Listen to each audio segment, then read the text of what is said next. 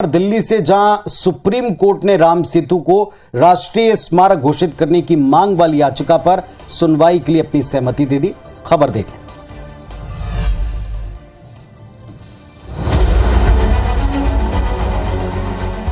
ये राम सेतु की तस्वीर है जिसे सनातन धर्म को मानने वाले पवित्र और पौराणिक मानते हैं। मान्यता है कि राम सेतु का निर्माण भगवान राम की अगुवाई वाली वानर सेना ने किया था, जिसके इंजीनियर नल और नील नाम के वानर थे। सोमवार को राम सेतु को लेकर एक अहम सुनवाई हुई। दरअसल सुप्रीम कोर्ट राम सेतु को राष्ट्रीय धरोहर घोषित करने के लिए सरकार को निर्देश देने वाली मांग की याचिका पर सुनवाई करने के लिए तैयार हो गया है। ये याचिका भाजपा के पूर्व सांसद सुब्रमण्यम स्वामी ने दायर की है। स्वामी ने कहा था कि सरकार ने अभी तक इस मसले पर कोई फैसला नहीं किया है। वो 9 साल से इसे टाल रही है।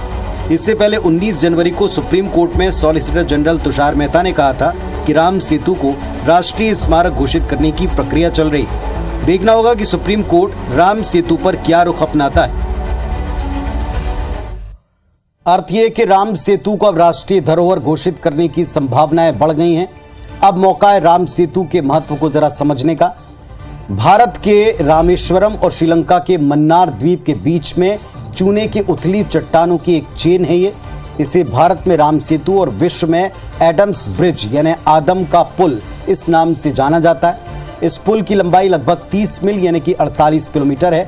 ये पुल मन्नार की खाड़ी और पाक जलडमरू मध्य को एक दूसरे से अलग करता है।